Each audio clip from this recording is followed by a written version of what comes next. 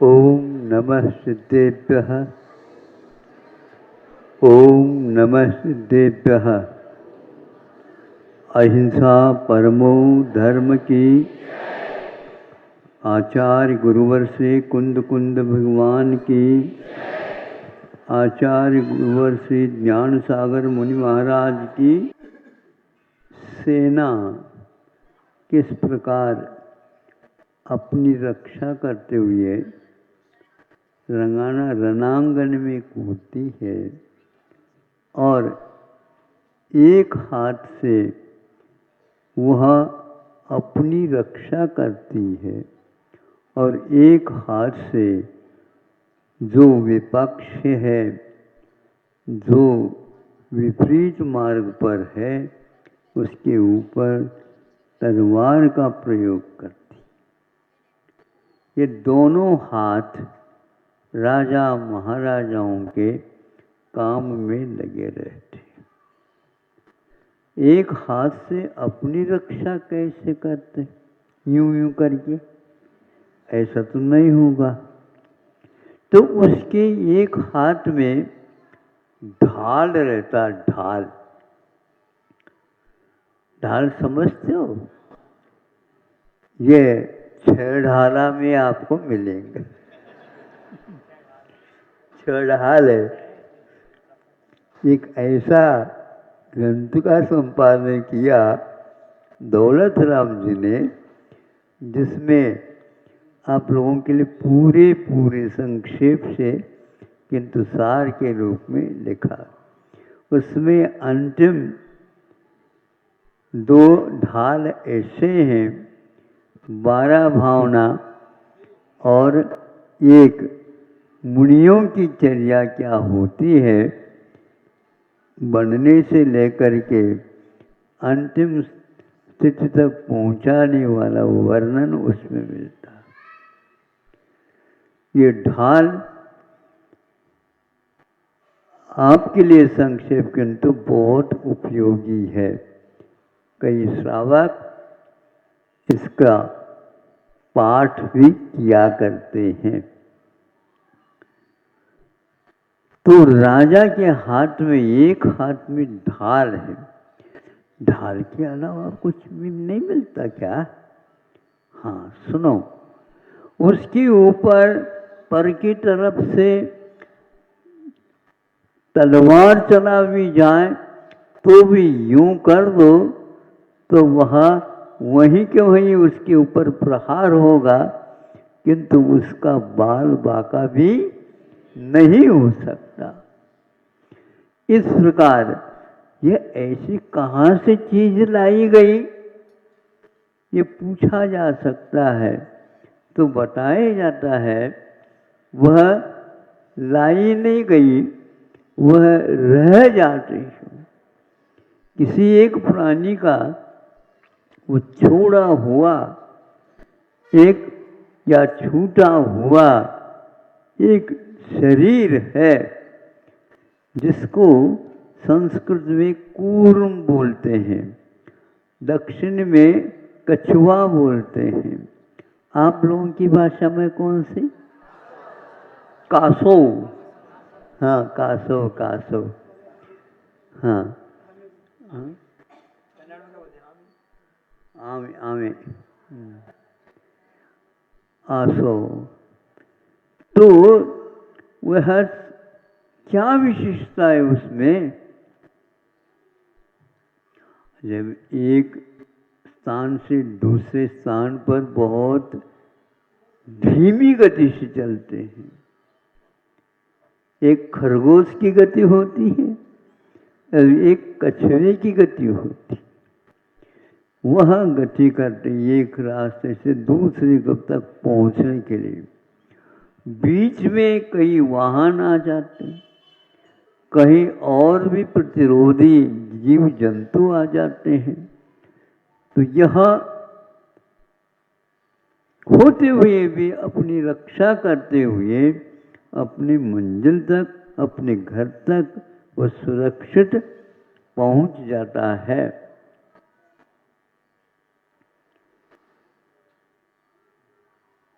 पूछने वाला पूछता है ऐसे कौन से वह नाम कर्म है उसका जो कवच के रूप में उसे आजीवन अपनी रक्षा करता रहता है।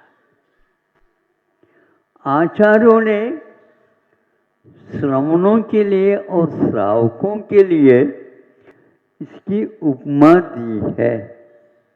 वह कैसा बच जाता है तो वैसा नहीं बचता। सारे अंग उपांग में इतनी कठोरता उसकी नहीं रहती है। पीठ में भी कुछ भी नहीं रहती, किंतु वह एकमात्र उसकी पीठ जो होता है उसके ऊपर ही यह विशेष रूप से ध्यान दिलाया गया कि वह जिस प्रकार अपने प्रतिपक्ष को आ जाता मारने के लिए तैयार होता है, उसी समय वह अपने 4 हाथ रहते या 2 हाथ और 2 पैर या 4 पैर रहते हैं और अपने मुख को भीतर कर लेता है और अपने हाथ पैरों को भीतर करके वहाँ पर बैठ जाता है। उसको हिलाना चाहें तो एक संवाद मिला था और ये बिल्कुल सही है कि एक सिंह 2 सिंह हो जाते हैं और उसको खाना चाहते हैं, किंतु वह उसको पलटा तक नहीं सके। पूरी शक्ति लगा करके सिंहों की शक्ति लग गई, बार बार उसको ऐसे मुक्का आदि देना चाहा, कुछ भी असर नहीं। अपने हाथ पैर दुखने लगे उनके, फिर धीरे से रवाना हो जाते हैं। दोनों तीनों सिंह भी उसमें हार जाते हैं। यह कूर्मवत् आचरणम भवतु, कूर्म के समान, कछुए के समान हमारा आचरण होना चाहिए। 5 इंद्रियों के दास बने हो, तुम्हारी रक्षा कैसी होगी उस कछुए से सीख लो। वो कछुआ कहता है मेरे गुण तुम्हारे भीतर आ जाएं, तुम्हें मुक्ति मिलने में देर नहीं लगेगी, अवश्य मुक्ति मिलेगी। ताली बजना वालों को भी मुक्ति मिलती है, लेकिन उसकी तालियां बज रही आज। तो मुनि महाराज अपने इंद्रियों को वश में रखते हैं उस कछुए की भांति। इससे क्या होता है, इससे आश्रव रुकता है, संवर बढ़ता है, भीतरी कर्मों की निर्जरा होती है, मोक्ष मार्ग सुरक्षित अपना रहता है। मार्गाच्चवन निर्जरार्थम, मार्ग से अच्छवन हो यानी स्खलन न हो। कौन सा मार्ग है, तो संवर मार्ग है। जो अच्छे अच्छे भी इसमें फिसल जाते हैं और अपनी रक्षा कर नहीं पाते। समाज के बीच में रह करके भी भोजन पानी आदि अनेक व्यवहार करते हुए भी श्रमण लोग और श्रावक भी अपने पद के अनुसार इंद्रियों के आश्रव से बचते रहते हैं और बचना चाहिए। दानम पूजा आदि आप लोगों के लिए जो 6 कर्म या 4 मुख्य धर्म बताए हैं, वो इसी ओर हमें इंगित करता है, हमें संकेत देता है। यहाँ पर रह करके ही हम अपना संरक्षण कर सकते हैं। श्रावक हमारे लिए क्या संरक्षण देगा, यदि इंद्रियों के दास बन जाएंगे वो नहीं दे पाएंगे।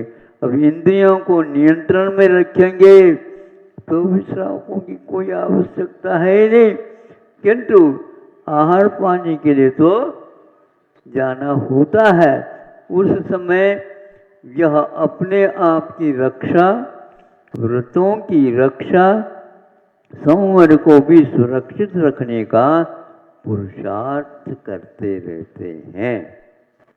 ये पूर्व व्रत कहा है। इसलिए आचार्यों ने, बड़े बड़े आचार्यों के लिए भी इस कछुए की उपमा देख करके जागृत किया है। आप लोग सुन रहे हो कि नहीं? हाँ महाराज, इसमें आपका भी स्वार्थ सिद्ध हो रहा है। इस प्रकार आपको सब, जैसे दुकान में ग्राहक दूर दूर से आते हैं, माल खरीदने आते हैं और आप उसको बेच भी देते हैं, किंतु वो मांसाहारी भी हो सकते हैं और भी हो सकते हैं, किंतु उससे केवल व्यापार के उद्देश्य रख करके आप लोग उससे भी बच जाते हैं। कोई शराबी आया, शराब पी कर गए तो हम कैसे करेंगे, पहचाने कैसे? तो बस इतना ही है, आप उसके साथ व्यवहार इस ढंग से कुशलता पूर्वक करेंगे जिसके द्वारा अपना अर्थ भी विकास को प्राप्त हो, हमारे काम में आए। इस उदाहरण से हमें लगता है कि हमारे उदाहरण देख करके संसार के लिए क्या उद्बोधन मिलता है। तो आचार्य कहते हैं कि ऐसे संसार को जो राग में, द्वेष में इत्यादि में डूबा है, विषय और कषायों को ही सुख का साधन मानता है, उसके लिए कहे सीख गुरु करुणा धार। करुणा को धारण करके हम लोगों के लिए सीख देते हैं। यह दौलत राम के द्वारा लिखी हुई पंक्ति ही है, क्योंकि ये करुणा के साथ जब कह देते हैं, सुनने वालों को भी लगता है इनको क्या पड़ी है, क्या स्वार्थ है, हमारे कल्याण के बारे में भी सोचा जा सकता है। क्यों नहीं सोचें? वो स्वयं जनता सोचेगी और आपका कर्तव्य है, जिस प्रकार आपको दिशा बोध मिल गया, मार्ग मिल गया, दूसरे का सहयोग मिल गया, तभी आप काम करते हैं। आपके लिए कैसे सहयोग मिल रहा है? किसान समय पर बीज यदि नहीं बोता तो आप नोट का बंडल खाओ जैसे गैया खा जाती है, उससे पेट भर नहीं सकता। 8 पाव आटा चाहिए, यही एकमात्र। अब वह उत्पन्न करता है, अपने स्वयं के लिए भी करता है, लेकिन साथ साथ दुनिया को भी अपने निगाह में रखता है। उचित वह अपना वेतन लेकर के और आपको बेच देता है। उचित वेतन दे करके उस दुकानदार को या किसान को भी आप संतुष्ट कर देते हैं। ये व्यवहार समीचीन तब तक बना रहता है जब तक किसान के मन में भी खोट ना हो और आप लोगों में भी खोट ना हो। होता है कि नहीं खोट? आप तो बैठे बैठे, छाया में बैठे बैठे एकदम भाव बढ़ा देते हैं और एकदम जब खरीदना है तो भाव घटा देते हैं। ये आपके हाथ में रहता है, व्यापार आपके हाथ में, लेकिन भगवान देख रहे हैं सब। ये नहीं समझे? और किसान भी देख लेता, देखो अभी तक तो घटन बढ़न भावों में नहीं हुआ और आज हम आपके यहाँ गाड़ी लेकर के भर करके आए हैं और आपने बिल्कुल सस्ता बना दिया। ये आप सोच लो। फिर भी वह कुछ भी नहीं कर सकता, क्योंकि हम अपने घर में इसको रख नहीं सकते क्योंकि यह बाहर देने योग्य है। इस प्रकार हमें भी आता है कि भैया ये लोग आए हैं, थोड़े बहुत प्रवचन इनको दे दो। आपका समय तो हो गया है, कल तो 3 मिनट ज़्यादा हुआ था, इसलिए ध्यान में रखो। आज नए नए आ जाते हैं, इसलिए पुनः प्रतिदिन कहना ही पड़ता है। थोड़े में भी आप लोग बहुत कुछ फल पा सकते हो। थोड़ा पुरुषार्थ करो, अपने इंद्रियों के ऊपर नियंत्रण रखो और अपने मन के ऊपर सर्वप्रथम नियंत्रण रखो। उछल कूद करता रहता है, नहीं समझे? बछड़े को गैया कैसे पालती है? उसके गले में अभी पट्टा नहीं बांधा, रस्सी नहीं बंधी, बंधने की कोई आवश्यकता नहीं। उसकी रस्सी का काम स्वयं गैया करती रहती है। रंभाती है तो वो भागता आ जाता है, नहीं समझे? आगे तो जो भाग करके दौड़ भी जाता है, फिर इसके उपरांत पुनः आ जाता। इसी प्रकार मन का खेल है।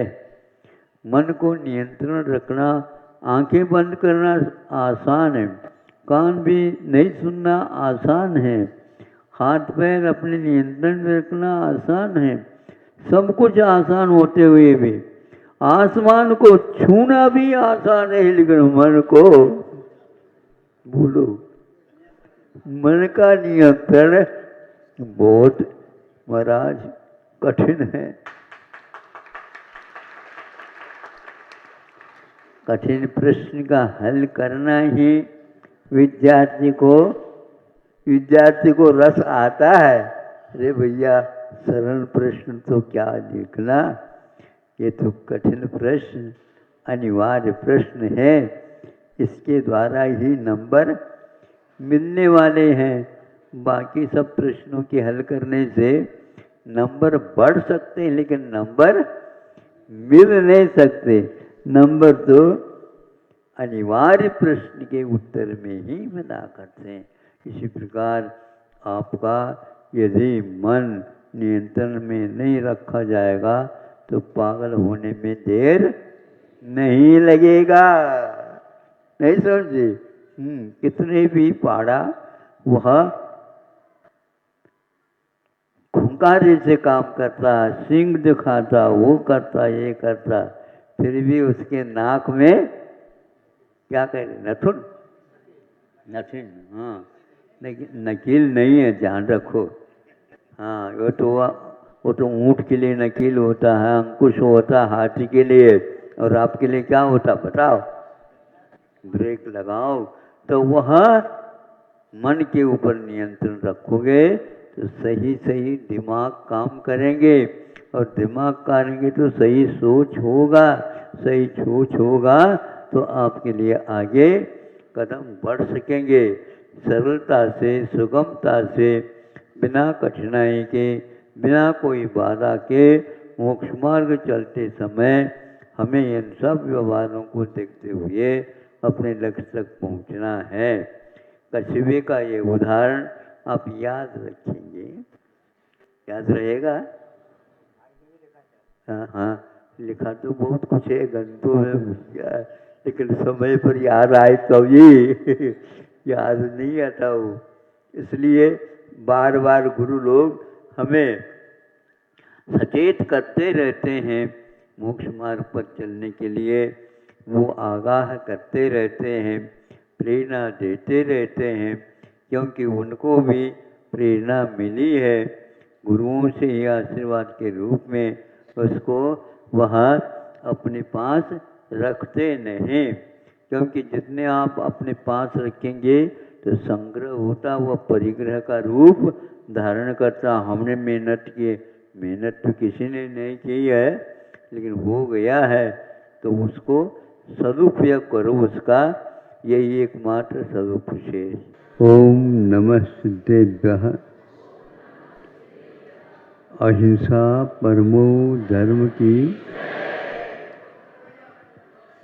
आचार्य गुरुवर श्री कुंद कुंद भगवान की। आचार्य कुंद कुंद भगवान ने अपनी आध्यात्म कृतियों में कोई भी कृति, कोई भी उसका प्रसंग अध्यात्म से रहित नहीं है, भरा हुआ है। और इतने सारे सारे पीने या खाने की चीज़ तो है ही नहीं। एक आध बार भी हम एक को चख लेते हैं तो ऐसा बोध होता है, हमें बाध्य होकर के सोचना पड़ता कि हम कहाँ पर गलती खा रहे हैं।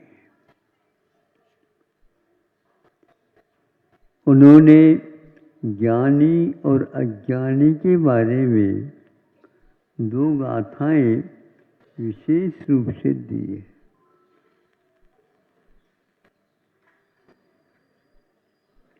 ज्ञानी के बारे में सर्वप्रथम लिखते वो, ज्ञानी इन विषयों से भरी दुनिया में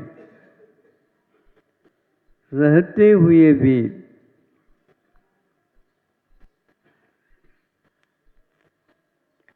सहते भी हैं। सहना एक प्रकार से असह्य सा लगता है, लेकिन आगे जा करके कहते हैं स्वभाव में जो रहता है उसको सहना नहीं पड़ता, वो तो उसका जीवन बन जाता है। हमें एक प्रकार से विभाव की आदत पड़ी, प्रभावित होने की आदत पड़ गई। भावित होने का अभ्यास कोई करता है तो पाता है कि ये कोई सहन करना कठिन काम नहीं है। हम उसको स्वीकारते हैं, यहाँ पर गलती कर जाते हैं। हम अपने ऊपर उसको लाद लेते हैं तो फिर तो श्वास लेना ही मुश्किल हो जाता है। किंतु इसको आप किसी की ओर आप देखते हैं तो संभव है आपको वह कुछ करना चाहता है, और यदि नहीं देखते हैं तो उसको बहुत पीड़ा होती है। यह एक प्रकार से हम लोगों की समझ है।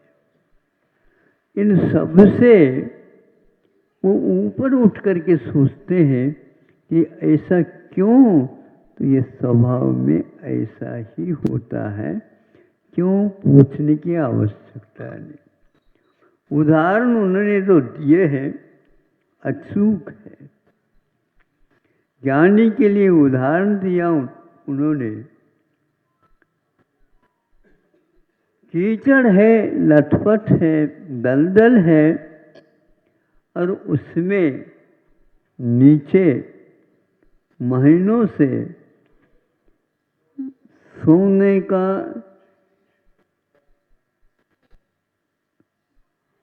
आभरण रखा है मान लो, अथवा वैसे ही सोना वहां पर पड़ा हुआ है। देखा, निकाला, कुछ हुआ क्या नहीं देख तो ले, तो उसमें कुछ भी नहीं हुआ था और हो भी नहीं सकता। और भी वर्षों रखो तो भी वह ज्यों का त्यों रहता है, क्योंकि वह आपे में रहता है। उस कीचड़ का प्रभाव उसके ऊपर कुछ भी नहीं पड़ा।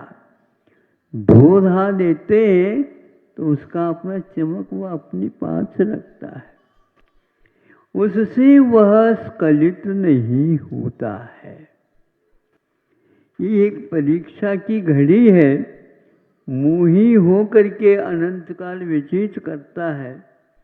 ज्ञान होने के उपरांत उसके लिए वह अखरता नहीं, खलता नहीं है वो, किंतु उससे उसे बल ही मिल जाता है।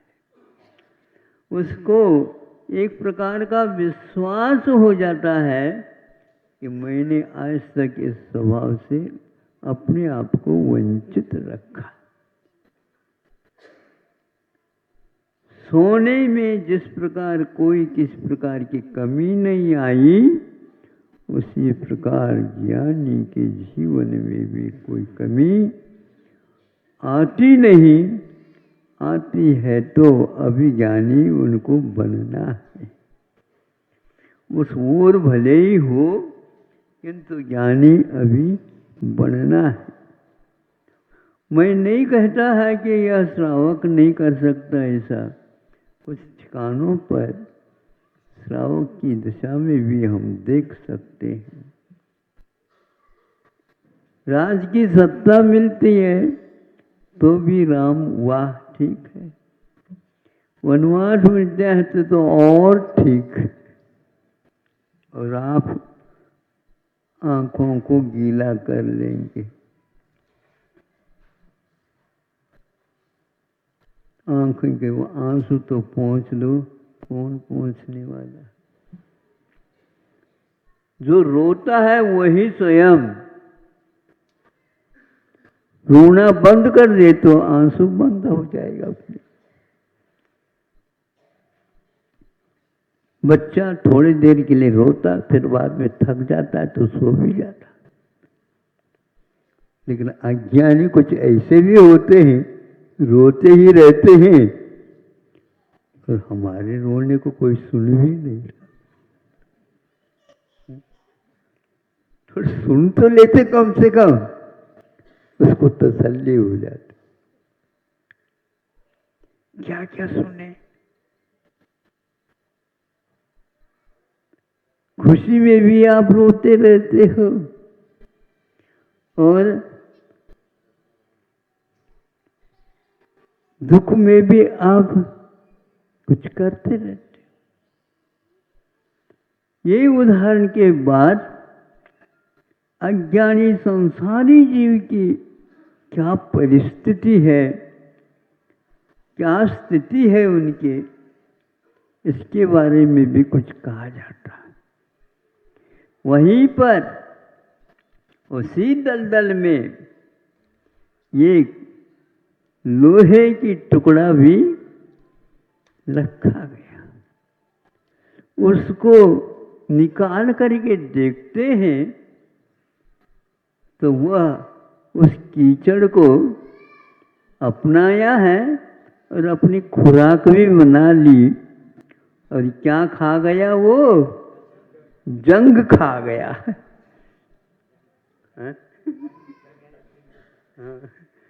जंग खा गया। अब उसको जंग को हटाना चाहें, खर्च होगा। ऐसा क्यों हुआ? इसने उस दलदल को स्वीकार कर, आत्मसात कर लिया, उसको खा डाला। हर पदार्थ कुछ दिखता है दूसरे का, उस ओर नजरिया फैली जाती। स्वयं के पास भी है, लेकिन और ये और का अर्थ क्या होता है?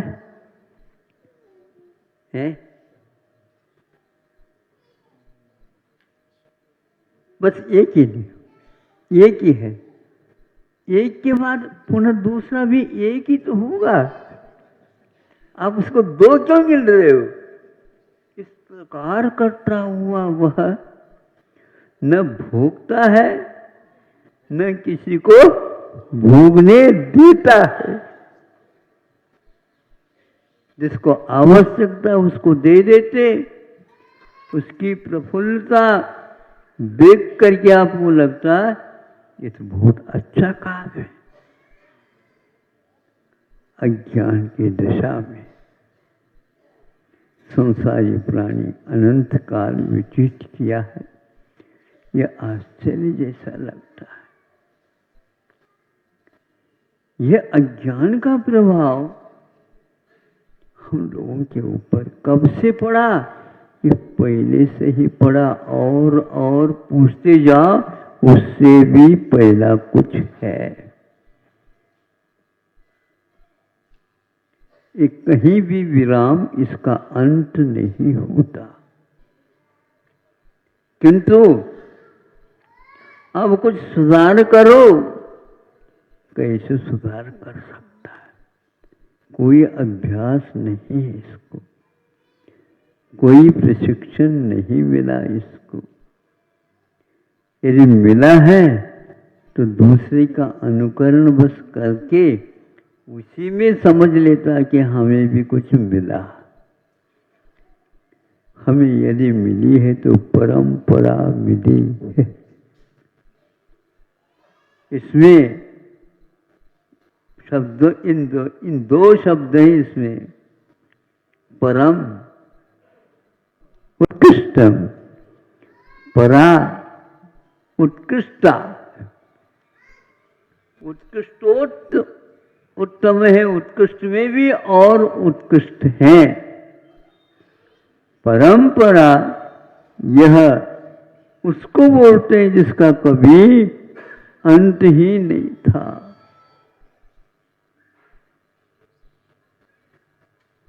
काल इसको घुमाना चाहता है और आप घूम जाते हो इस परंपरा को भूल करके। हाँ देखो ये कितना अच्छा है, अभी ऐसा तो देखा ही नहीं था मैं। क्या कहते हैं? यहाँ के उदाहरण नहीं देंगे आप लोग। अब क्या देंगे? स्वर्ग से सुंदर, सपनों से प्यारा। ये क्या मिला आपको? स्वर्ग तो मरे बिना देखने को नहीं मिलेगा, और स्वप्न सोए बिना नहीं दिखे। दोनों ही हमारे हाथ में नहीं। ये भजन होते हुए भी ये हमें बहुत गहराई तक ले जाता है। अद्वितीय ढूंढने में लगा हुआ है, परंपरा नहीं। परंपरा तो ये संसार की है। अब जो प्रारंभ होगा, नूतन संदेश, नूतन देश है, नूतन काल है, नूतन सब कुछ है वहां पर।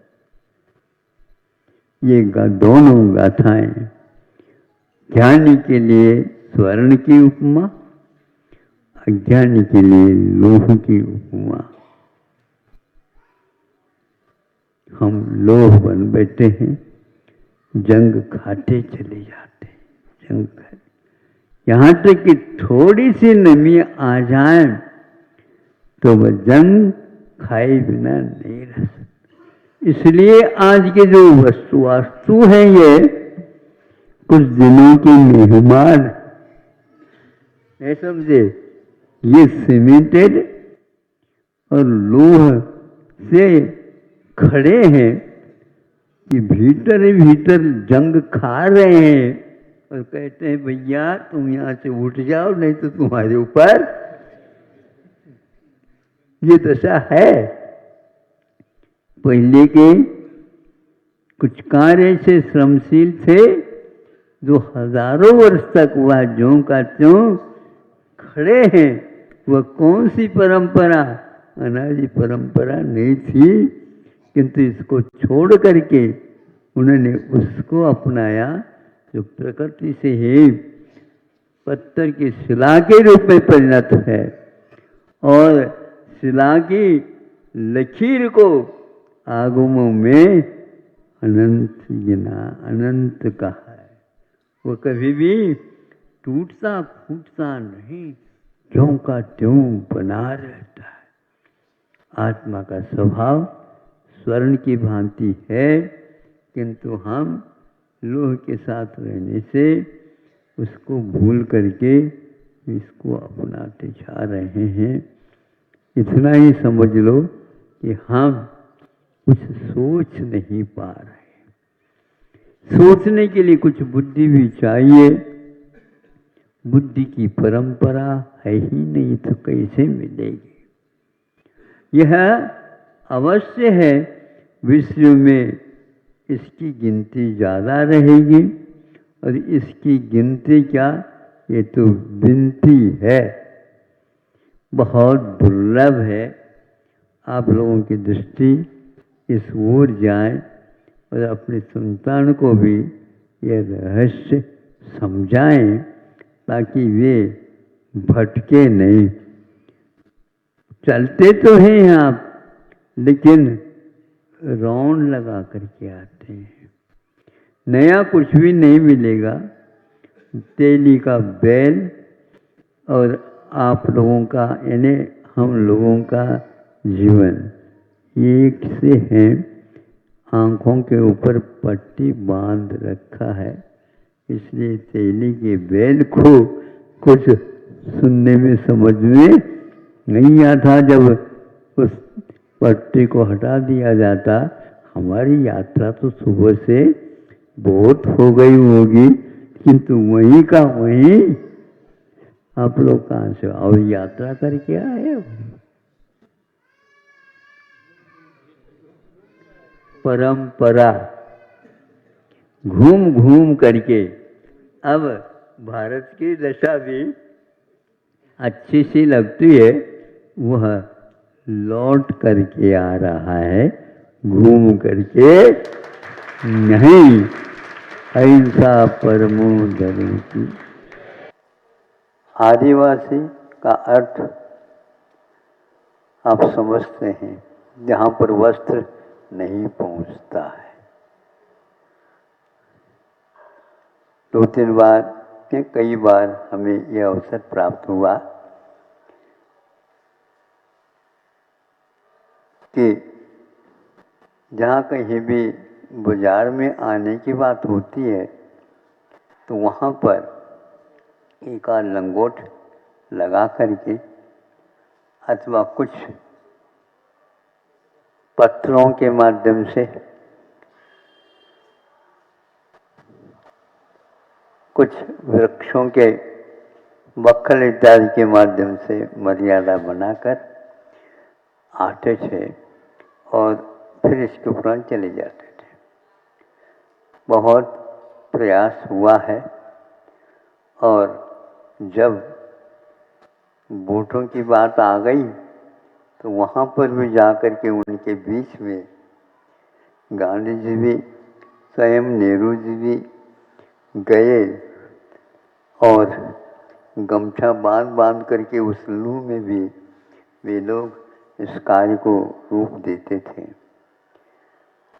आज बहुत कुछ परिवर्तन हो गया। गांधी जी ने अथक प्रयास किए। सर्वप्रथम उस मदिरा को, जो एक प्रकार से सभ्य को भी असभ्यता की ओर ले जाते हैं, थोड़ा सा रह गया, बाकी सब असभ्य के वो काम उसके द्वारा होने लगे। स्वयं का भी उसे मालूम नहीं कि मैं कौन हूँ, मुझे क्या करना है। और नशा जब चढ़ जाता है तो बच्चे उसके पीछे हो जाते हैं, समूह हो जाता है, हंसते हुए पत्थर आदि मारते हुए उसको ले जाते। उसको बंद करने के लिए गांधी जी ने बहुत प्रयास किया। क्या किया? उन्होंने कहा, इस मदिरा के कारण यह शरीर से भी विकलांग हो जाता है, अर्थ से भी विकलांग हो जाता है, और शिक्षा से भी विकलांग हो जाता है। और परिवार के निर्वाह के योग्य वह स्वयं भी नहीं रहता, परिवार कहाँ रह रहा है ये उसे पता तक नहीं रहता। इन सब बातों को दूर करने के लिए नशाबंदी बहुत आवश्यक है। गत सप्ताह हमने आपके सामने रखी थी बात, वो ये थी कि गांधी जी को ये करना क्यों पड़ा, तो आगे एक कदम और था उनका, क्योंकि स्वतंत्रता के लिए स्वच्छंदता के जो कारण होते हैं, असभ्यता के जो गुण आते हैं, उनको दूर करना अनिवार्य है। तो शराब यदि बंद करना है, नशीली चीजें बंद करना है, तो उनका कहना था कि आप शराब की दुकान की ओर ही मत जाओ। हम शराब तो सेवन नहीं करते हैं, किंतु दूसरा कोई सेवन करता है तो उसका प्रबंध करते हैं। ये और हानि है। आप एक बचाए नहीं, हजारों तैयार और कर रहे हो। और सरकार को भी आज इसका लोभ आया। पत्रकार इसके बारे में अवश्य प्रस्तुति करेंगे। सरकार होकर के गांधी जी ने तो उसको मना किया, और आज उस नशाबंदी को और आगे बढ़ाने के लिए बंदी तो नहीं होगी, लेकिन ये कार्य, क्योंकि हमारे लिए इसके माध्यम से पैसा मिलता है, लेकिन देश का जो धन है वो सब समाप्त हो रहा है इसी में।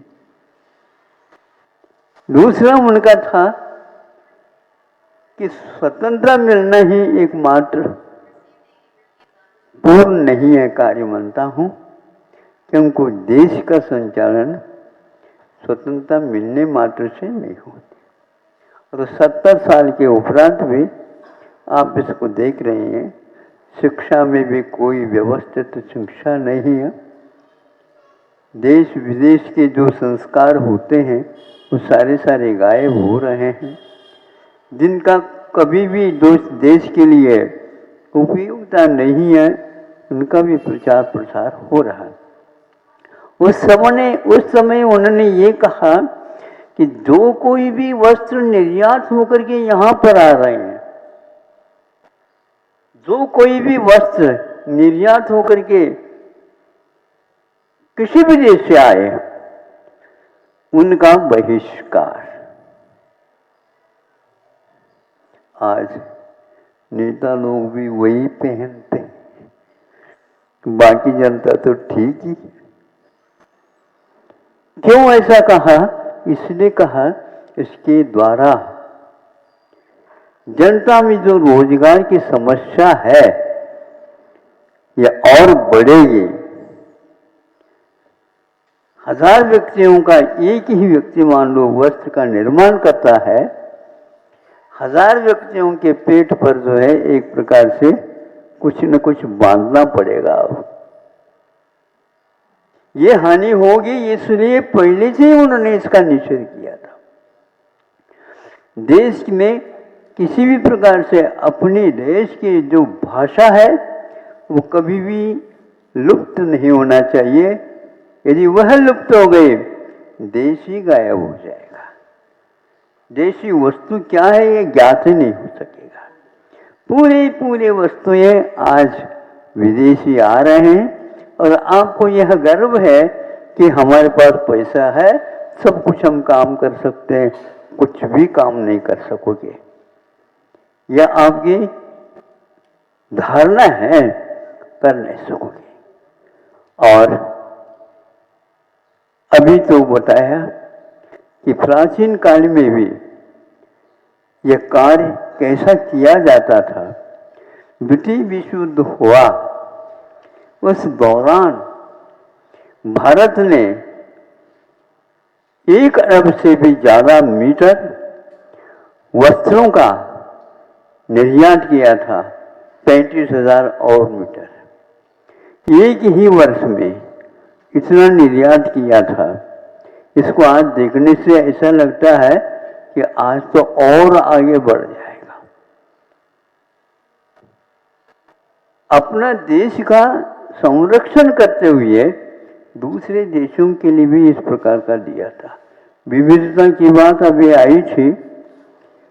पहले जो विविधता थी वस्त्रों में, इसमें वह गायब कर दिया गया, किंतु केवल उस स्थान पर विदेशी वस्त्रों का ही प्रदर्शन होने लगा और यह कला सब समाप्त हो गई।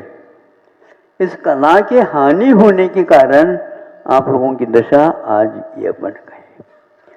जो कोई वस्त्र विदेश से आ रहा है वह केमिकल से ही निर्मित है, उसमें खूब डाल दिया जाता है और वह अब आपके लिए स्वास्थ्य की दृष्टि से, मानसिक दृष्टि से भी वह हानिकारक है, ये सिद्ध हो रहा है, वैज्ञानिक तथ्य है। कोई भी इस प्रकार का वस्त्र पहनता है, कालांतर में उसके बुद्धि के ऊपर, उसके शरीर के ऊपर और उसके पाचन शक्ति के ऊपर किस प्रकार प्रभाव पड़ता है, ये सारा सामने आ गया। यदि कोई गिर गया, उसके लिए मान लो घाव हो गया, उसको दूर करने के लिए आपको कपड़ा चाहिए, आप अपने सूट को फाड़ दो और बांध दो, नहीं हो सकता उससे। कोई भी वस्त्र आपके पास नहीं है जो मरहम पट्टी बांध के व्रण का कर उपचार इसको चरितार्थ बना सके, है कोई? नहीं है। हथकरघा से निर्मित वस्त्र से ही यह संभव है, अन्य कोई साधन नहीं। वस्त्रपूतम पिबेत जलम, ये पंक्ति बहुत वर्षों से ऊपर प्राचीन काल से आई हुई है। इसलिए यह अर्थ निकलता, जब तक वस्त्र के द्वारा जल का छानना नहीं होता तब तक वह पीने योग्य नहीं रहता। यानी जल में इतने जीव है अनगिन, विज्ञान ने उसका संख्या भी निर्धारित किया है, हजारों निकलते हैं छोटी सी बूंद में भी, तो वह पूरा अपने शरीर में चला जाता है, शरीर रुग्ण होता है, इसमें कोई संदेह नहीं। पाचन शक्ति बिगड़ जाती है, इसमें कोई संदेह नहीं। अनेक भयानक रोग होते हैं, ये निश्चित है। इसलिए यह प्राचीन काल से हमारे यहाँ आया हुआ है। उपवास करने से भी यह सिद्ध हो गया है, जो हानिकारक कोशिकाएं हैं उन सब कोशिकाओं को अपने आप ही सोखना ही पड़ता है। यह जापान ने आज सिद्ध किया है। इसलिए भारतीय संस्कृति को सुरक्षित रखने के लिए और कोई भी उपाय हमारे पास नहीं है। यह जो 70 कलाएं हैं, 72 कलाएं हैं, कला 72 पुरुष के, या में 2 सरदार, एक जीव की जीविका, एक जीव उद्धार, यह प्राचीन काल से आई हुई दोहा है। इसमें पुरुष के पास कलाएं कितनी होती हैं? तो 72 होती हैं। जीवों का निर्वाह होना चाहिए बाधा से रहित, फिर बाद में जीव का उद्धार का क्रम अपने आप आ जाता है। यह आज कलाएं किताब के एकमात्र शोध के ही विषय बन गए हैं, यह आप लोगों को ज्ञात नहीं है। इसलिए मैं इतना कहना चाहूँगा, क्योंकि आप लोग पत्रकार हैं, समय आपका बहुत मूल्यवान होता है, उससे भी मूल्यवान हमारे लिए है। बहुत अच्छा है आपने यह विषय चुना है और इसके प्रचार प्रसार के लिए ऐसा नहीं है कि आपके यहाँ ये कार्य केंद्र खुल रहा है इसलिए तो आप कर रहे हैं, नहीं, अन्यत्र भी इसका अनुसरण हो और जो गरीब हैं, अपने परिवार को संभाल नहीं पा रहे हैं और पुरुष वर्ग इसमें सहयोग भी नहीं दे रहे हैं, उनके लिए ये सोच करके किया जा सकता है। यहीं पर महाराष्ट्र में एक बात और सुनिए कि यहाँ पर किसान लोग भी आत्महत्या करते हैं। उसका कारण ये की है कि उनको जो वो फसल उगवाते हैं और बीज बोते हैं आदि करते हैं, किंतु वृष्टि समय पर नहीं होने से अथवा अतिवृष्टि होने से अथवा और कोई रोग इत्यादि पड़ने से उनका वह फसल नहीं आती है। उनको जो कर्ज ले करके ये कार्य कर रहे थे उसमें उनको कोई सहारा नहीं मिलता। यदि किसानियत के साथ साथ कृषि के साथ साथ एक और कोई भी उनके लिए सशक्त उपाय हो तो उन दोनों के माध्यम से वह अपना एक वर्ष बहुत ही अच्छा गुजार सकता है। इसलिए यदि इस गरीब इलाके में भी यह कार्य होने लग जाएगा तो अवश्य ही यहाँ पर उसका नतीजा परिणाम निकल सकता है। प्राचीन से प्राचीन ग्रंथों में भी आप इसके उल्लेख पढ़ सकते हैं और इसके माध्यम से कैसे वो लोग आगे बढ़ते थे और मांगने की बात नहीं होती थी और केवल इसके बदले में विदेश से वो क्या ले आते थे, तो कोई चीज का आयात नहीं होता था भारत में। फिर क्या लाते थे बेचने के उपरांत? वह सोना चांदी हीरा मोती माणिक आदि यह बहुमूल्य वस्तुओं को ही ले आते थे। आज कंकर भी नहीं मिलते आप लोगों की, ये स्थिति हो गई है। और भी बहुत कुछ कहना है भारत के विषय में, जो कल नहीं परसों भी कहा था।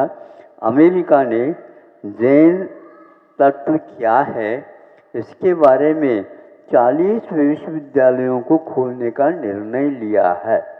कितने? 40 विश्वविद्यालय।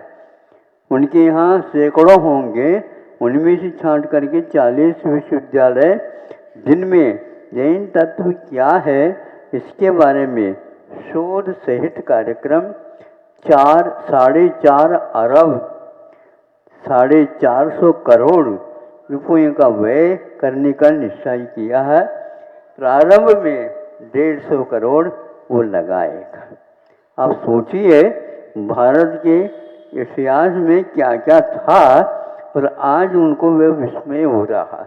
उस समय केवल जर्मनी ही ऐसा देश था जिन्होंने यहाँ के संस्कृत साहित्य को ले जा करके और अपने यहाँ उसके ऊपर शोध करके बहुत कुछ बनाया है। वैज्ञानिक दृष्टि से देखा जाए ये सभी विज्ञान वर्तमान में जो है वो पूरा भारतीय यहाँ से उचट करके गया है, यहीं की छांटे हैं और उसके कार्यक्रम आपके सामने दिखा रहे हैं। इसलिए गुरुजी ने भी हमें यही कहा था कि वस्तुतः भारतीय इतिहास पढ़ने के योग्य है, केवल पढ़ने तक सीमित नहीं, किंतु उसके जीवन में उसका वो स्थान मिले और उस स्थान का सभी लोग लाभ भी ले सके। एक बात और कहनी है, जहाँ कहीं भी आप लोग वस्त्रों का निर्माण देखते हैं तो वहाँ पर मुख्य रूप से ये देखना आवश्यक होता है कि उसमें जो वर्तमान पद्धति के अनुसार वस्त्र बनता है उसमें क्या क्या जो स्पर्श करने योग्य भी नहीं उन वस्तुओं का स्पर्श हो जाता है। ये किसी को मालूम नहीं, लेकिन कंपनी अच्छे बड़े बड़ी कंपनियों से मिलने से ये ज्ञात होता है।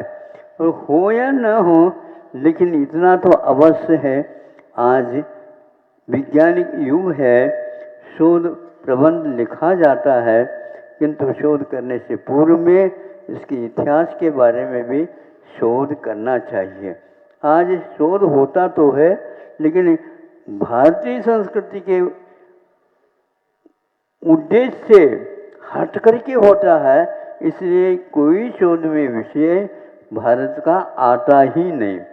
चाहे प्रशासन परीक्षाएं हों या और कोई भी स्पर्धात्मक परीक्षाएं हों, उन सब में यही सुनने को अपने को उपलब्ध होता है कि अमेरिका का साहस बहुत बड़ा अच्छा होगा, भारत में इसके बारे में भी कदम उठाएगा।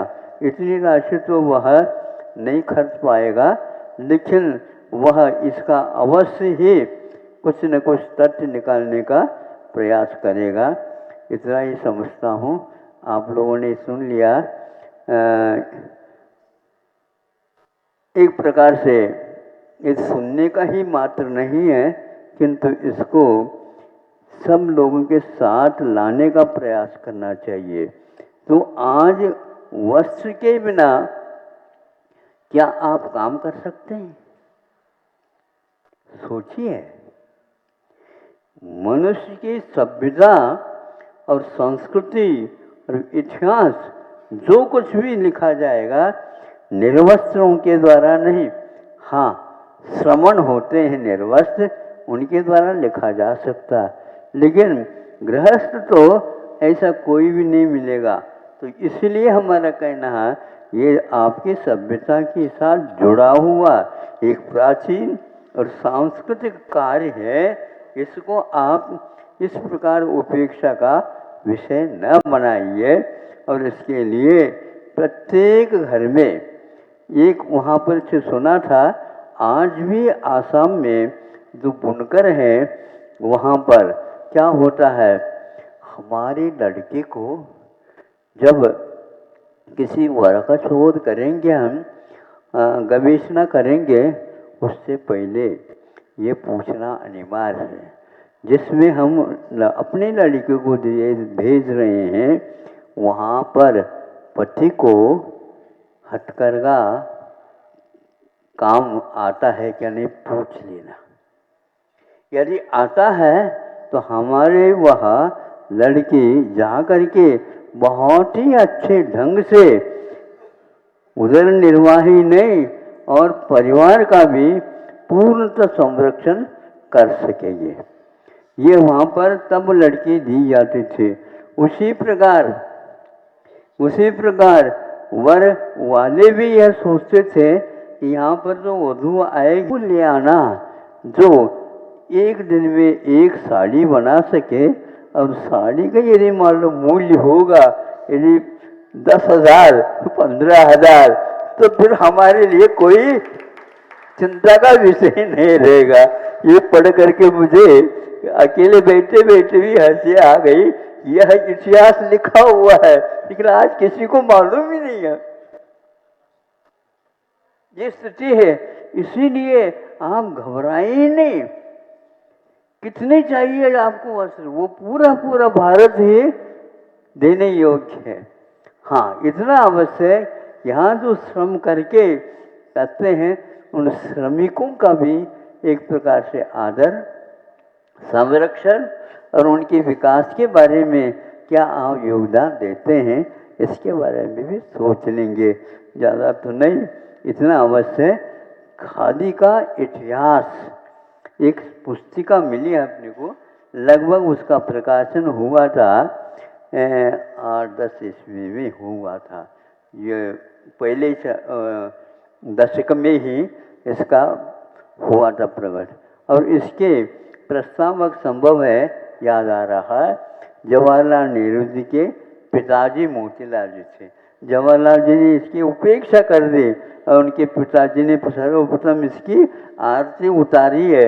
आप जा कर के देखो तो सही उसमें क्या लिखा है। ऐसे ही सैकड़ों किताबें हमारे इतिहास के आज भी हैं वहाँ पर। उनमें महाराष्ट्र से ये किताब हमें उपलब्ध हुई थी। सब लोग कहने लगे महाराज हमें तो मिली नहीं, आप तो लाइब्रेरी में कोष में चले जाते हो, कैसे मिलेगी? वो पुस्तकालय में ही मिल सकती है। ये सुन करके बहुत अच्छा लगा। और आप लोगों को कैसा लगा बता? बहुत अच्छा। अहिंसा परमो धर्म की